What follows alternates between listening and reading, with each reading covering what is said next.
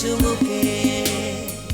দর্শক, ঈদের এই সকালে আপনাদের সাথে আমরা চলে এসেছি আমাদের প্রিয় অতিথির সঙ্গে। আজ আমাদের প্রিয় অতিথি হিসেবে উপস্থিত আছেন একজন গুণী সঙ্গীত শিল্পী, যার জীবনে লালন সাইজের গান থেকে শুরু করে লালন গীতি, লালনের যে নিজেকে যে ধরে রাখা এবং লালনের প্রতি যে সাধনা, সেটা তাকে দেখলেই বোঝা যায়। এবং ছোটবেলা থেকে তিনি গানের সাথে যুক্ত আছেন এবং সম্প্রতি তিনি তার প্রত্যেকটা গান দিয়ে আপনাদের মন জয় করেছেন। আশা করছি বুঝতে পারছেন কার কথা বলছি। আজ আমাদের মাঝে উপস্থিত রয়েছেন জনপ্রিয় সঙ্গীত শিল্পী ডলি মণ্ডল। শুভ সকাল আপু, ঈদ মোবারক। কেমন আছেন? ঈদ মোবারক, খুব ভালো আছি। ঈদের সময় তো একটা অন্যরকম ভালো লাগা, আর আপনার সাথে এই সময়টা কাটাতে পেরে আরো ভালো লাগছে। আই এম ভেরি এক্সাইটেড, কারণ ঈদের সময় আপনাকে পেলে সুন্দর কিছু গান তো শোনা হয় বটে, এবং আপনি মানুষটাও বেশ ভালো, খুব সুন্দর করে কথা বলেন। গল্পে আড্ডায় সময় একদমই টের পাওয়া যায় না কখন শেষ হয়ে যায়। তো যেহেতু সময় আছে, শুরুতে একটু জানতে চাই যে ঈদ নিয়ে, স্পেশালি তো এবার কুরবানি ঈদ, মেয়েদের উপর একটু গুরু দায়িত্ব থাকে, তো কুরবানি ঈদকে ঘিরে কেমন ব্যস্ততা আছে এবার? আমরা লালন সাইজির ঘরানার তো এখানে ওই ঈদের ব্যস্ততা বলতে কোরবানির ঈদে যেটা হয় আর কি, কোরবানি হলে সবাই আত্মীয় স্বজন আসে, বাড়িতে রান্না বান্না এটা নিয়ে সবাই খুব ব্যস্ত থাকে। কিন্তু আমি যেহেতু শিল্পী মানুষ, আমাদের যতক্ষণ পর্যন্ত দর্শকদের সাথে আমাদের কানেকশন থাকবে ততক্ষণই ভালো লাগা। তো পরিবারের সাথেও সেই ভালো লাগাটা আমরা এনজয় করি। আমার কথাই বলছি, মানে সেই ভালো লাগাটা খুব এনজয় করি। কিন্তু দর্শকের সাথে এই ঈদে আমার অনেকগুলো কাজ আছে, বিশেষ করে এই এটিএন বাংলাতে, এটিএন ফোক মিউজিকে আমার খুব জনপ্রিয় একটি গান মনে হয় দর্শকের খুব ভালো লাগবে। আর আমি সচরাচর লালন সাইজির যে ঘরানার গান করি, এর থেকে একটু ব্যতিক্রম। বাহ, তো ঠিক তেমনই একটি গান আসছে, মানে অন্য আঙ্গিকে আপনাকে আরো দর্শক দেখতে পারবে। হ্যাঁ সেটাই। মানে আমি যখন গানটা শুনি, যখন শ্রদ্ধেয় মান্নান মাহমুদ স্যার উনি গানটা আমাকে দিলেন, তো আমি তখন একটু কনফিউজড ছিলাম যে আমি তো আসলে এই ধরনের গান করি না, আমার দর্শক জানি না কিভাবে অ্যাকসেপ্ট করবে।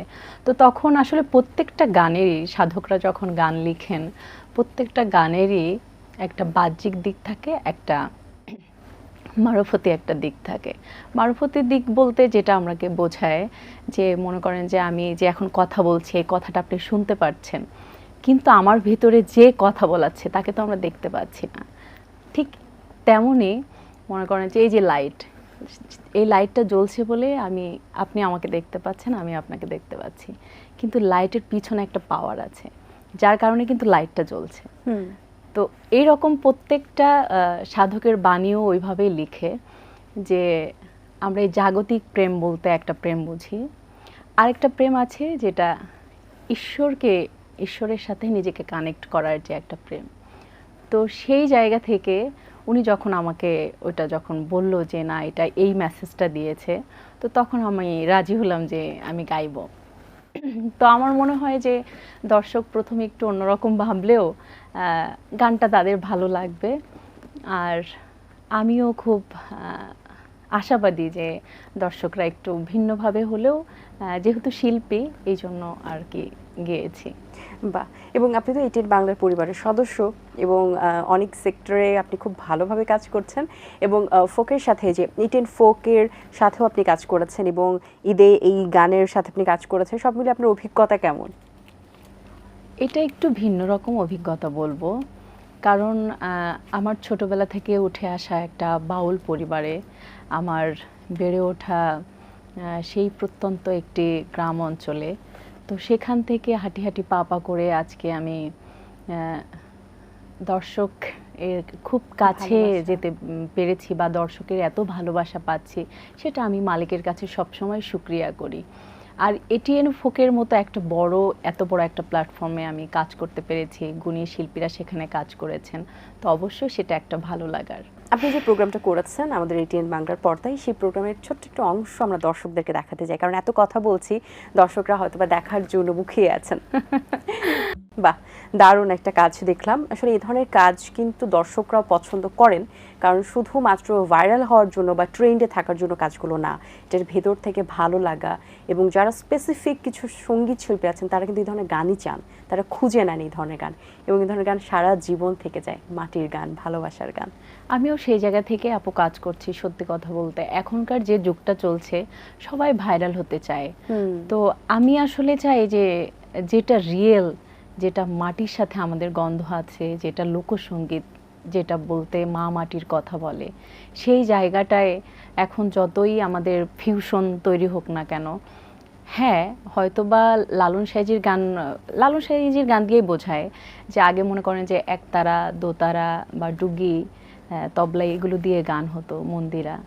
কিন্তু এখন যেহেতু একজন গিটার বাজাচ্ছেন, তার সাথে যদি আমি লালন সাইজির গান গাই, সেই সুরটা যদি আমার ঠিক থাকে, তাহলে আমার মনে হয় না যে সেই মানে ফিউশনের কোনো খারাপ কোনো কিছু হবে। কিন্তু আমি চাই যে সেই সুরটা, সেই মাটির গন্ধটা ঠিক রেখে তারপরে নিজেদের মতো খেলা করলে সেটাতে কোনো একদম অসুবিধা ঠিক। নেই। আচ্ছা, এবার একটু আপনার কণ্ঠে গান শুনবো, কোন গানটি শোনাবেন আমাদের? খুব রিসেন্টলি এটিএন ফোক মিউজিকে তো আমার একটি গান আসছেই, জি। এবার ঈদে আমার আরেকটি নতুন গান আসছে।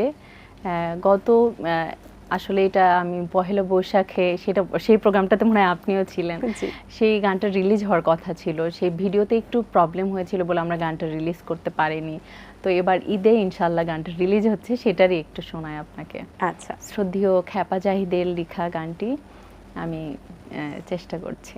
যে পাখি খাঁচা ভেঙে যায় সে ফেরে না খাঁচায়, যে পাখি খাঁচা ভেঙে যায় সে ফেরে না খাঁচায়, ডাকে তারে দূরে বোন, যে তোমায় প্রেম দেবে না তারে দিও না তোমার মন, যে তোমায় প্রেম দেবে না তারে দিও না তোমার মন। একা থাকা ভালো তবু সহে না তো কারো অবহেলা, তার সনে কি সুখ মিলে যে করে হেলা ফেলা। একা থাকা ভালো তবু সহে না তো কারো অবহেলা,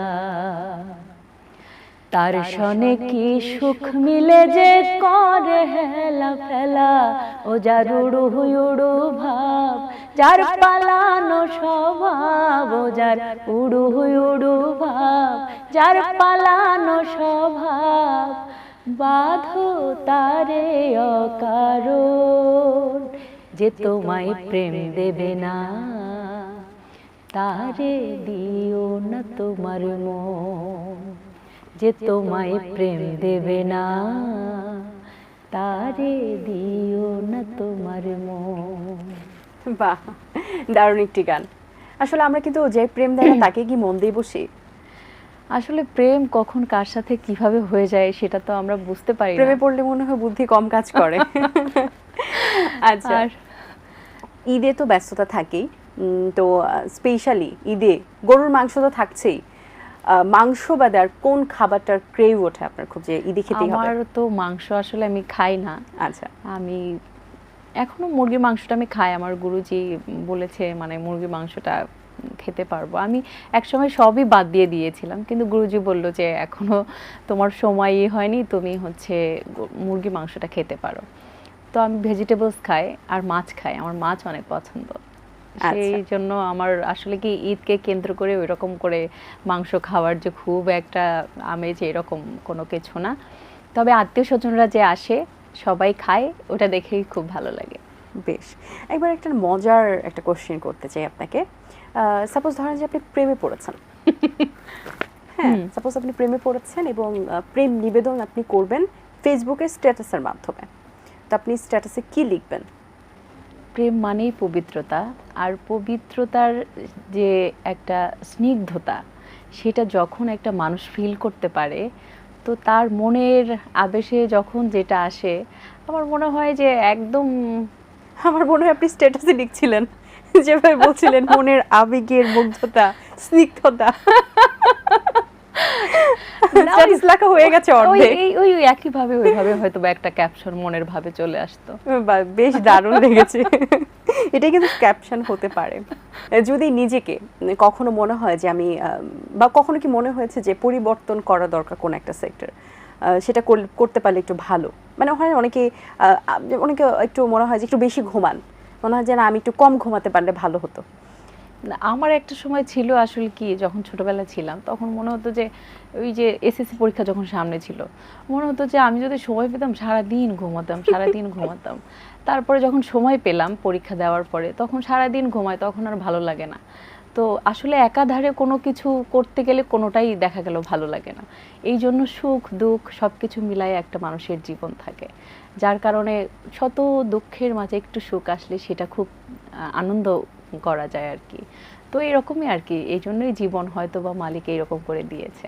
ঈদে তো সালামি আগে তো ছোটবেলায় পাওয়া হতো, এখন তো সালামি দিতে হয় নিশ্চয়ই। দিতে দিতে মনে হয় আরো নেওয়ার থেকে দেওয়াটা বেশি হয়ে যায়, রাইট? তো এখানে ঈদের সময় তো স্পেশালি বড়দের কাছ থেকে তো অনেক কিছু চাইতে ইচ্ছে করে, আবার প্রিয়জনের কাছেও চাইতে ইচ্ছে করে। আপনার কাছে প্রশ্ন, যে প্রিয়জনের কাছে যদি কিছু চাওয়ার থাকে আপনি কি চাইবেন? আমার আসলে তার কাছে কোনো কিছু চাওয়ার নেই, বিশেষ করে আমার যে জীবন সঙ্গী তাকে নিয়েই বলি। তাকে নিয়ে বলতে গেলে আসলে বলা শেষ হবে না।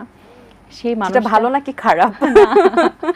সে খুবই ভালো, কারণ আজকে আমি যে ডলি মণ্ডল, প্রত্যেকটা জীবনের পেছনেই তো আসলে অনেক গল্প থাকে। সাকসেসফুল ম্যানের পেছনে উইমেন থাকে, আর সাকসেসফুল উইমেনের পেছনে একজন ম্যান কাজ করে। আসলে সে আমার জন্য অনেক কিছু অনেক কিছু, আমি আসলে এটা কিভাবে বলবো জানি না, কিন্তু তার প্রতি অনেক কৃতজ্ঞ। মানুষ যে এত ভালো হয়, আর ওই যে একটা গান আছে না, এত ভালো হয় কি মানুষ নিজের ক্ষতি করে। গানটা কি শুনবো? না, এটা শ্রদ্ধেয় বারি সিদ্দিক স্যার গেয়েছেন। তো সেটাই বলছি যে ওই মানুষটা প্রত্যেকটা ক্ষণে ক্ষণে মানে সবসময় আমার সুবিধাটা বুঝেছে। এই যে এখন মনে করেন কাজে এসেছি, বসেছিলাম কিন্তু আধা ঘন্টা 1 ঘন্টা, কিন্তু পরিবারের কাছে কিন্তু বলে এসেছি যে আমি 7টায় যাব, আমার কাজ শেষ হয়ে 1 ঘন্টার মধ্যে চলে আসব। কিন্তু এই যে টাইমটা, সেটা কখনোই সে জানে যে একটা কাজে গেলে এরকম হতে পারে। সেই ম্যানেজ করছে ব্যাপারটা। দারুণ দারুণ, হ্যাঁ মাশাআল্লাহ। তো এই যে প্রিয়জনকে ডেডিকেটেড করে কোনো গান শোনাবেন আজকে?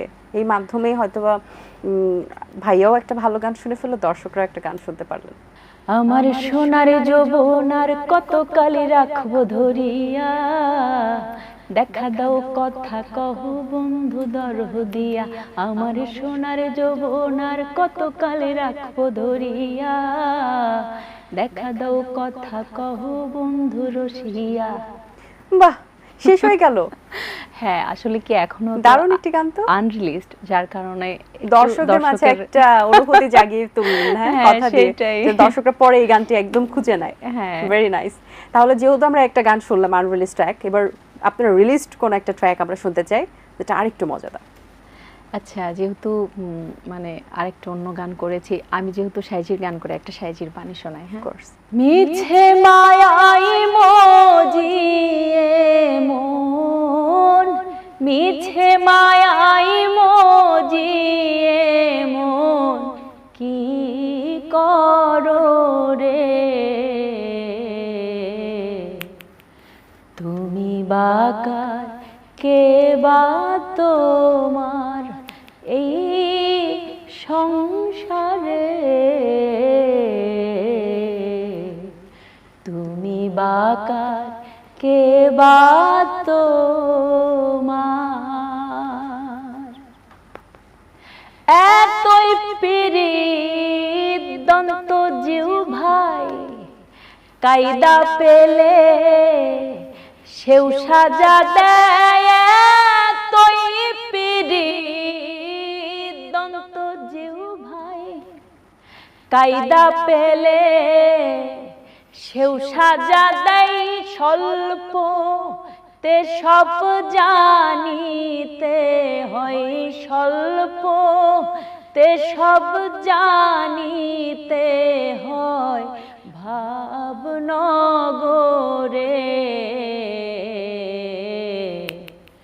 তুমি বাকার, কে বা তোমার এই সংসারে, তুমি বাকার, কে বা তোমার। বাহ, অপূর্ব। আসলে এইভাবে এসেছি আমরা, কেউ কারো নয়। দেখেন এতই পীড়িত এই দন্ত আর জিহ্বার, কায়দা একটু কায়দা পেলে কিন্তু সেও আবার সাজা দিয়ে দেয়। তো সাইজি প্রত্যেকটা সাধকই মানে তাদের চিন্তা ভাবনা কতটা গভীর। সাইজি 200-250 বছর আগে দেখেন এই বাণীগুলো লিখে গেছেন, কিন্তু এখনো এই বাণীগুলোর সাথে আমাদের জীবনটা আমরা রিয়েলাইজ করতে পারি। বাহ, প্রত্যেকটা কথা এত সুন্দর করে বলেন, খুবই ভালো লাগে।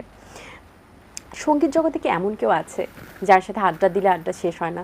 সেটা আপনিও হতে পারেন। আমি কি? কারণ অবশ্যই আপনি যেহেতু সঙ্গীত ভালোবাসেন, যারা প্রেমের প্রেমিক, ভাবের ভাবুক, তার সাথে সময় আমার তো কাটাতে আপনাকে ছাড়তে ইচ্ছে করে না, আপনার কি আমাকে ছাড়তে ইচ্ছে করে না?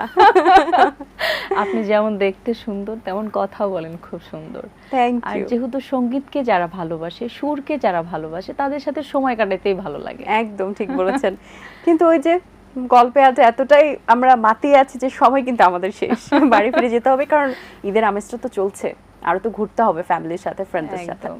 জি, অনেক ধন্যবাদ আপু আপনাকে, চমৎকার একটা আড্ডা হয়েছে। আশা করছি আপনার নেক্সট গানগুলো নিয়ে আমরা আবারও বসবো, আবারও শুনবো। সে পর্যন্ত ভালো থাকবেন, অনেক শুভকামনা। ঈদ মোবারক। ঈদ মোবারক। ঈদের এই বিশেষ সময়ে আপনার সাথে সময় কাটাতে পেরে খুবই ভালো লাগছে আমারও। আর এটিএন বাংলাকে অসংখ্য ধন্যবাদ এবং কৃতজ্ঞতা আমাকে আমন্ত্রণ জানানোর জন্য। আর আমার দর্শকরা যারা দেখছিলেন সবাইকে ঈদ মোবারক। সবাই অনেক ভালো থাকবেন, নিজের যত্ন নেবেন। দর্শক, আশা করছি আয়োজন ভালো লেগেছে। আজ এই পর্যন্তই, দেখা হবে আগামী পর্বে নতুন কারোর সঙ্গে। সেই পর্যন্ত ভালো থাকবেন, সুস্থ থাকবেন, এটিএন বাংলার সাথেই থাকবেন। সকলকে আল্লাহ হাফেজ এবং সেই সাথে ঈদ মোবারক। দিন আসে দিন যায়, সময়টা চলে যায়, তবু আছি এই বেশ ভালো। জীবনটা রঙময়, যেভাবেই হওয়া চাই, নয় কবু সাদা কালো। এই আশাতে স্বপ্ন ভাসে, সুখ হাসে চোখে মুখে, চায়ের চুমুকে।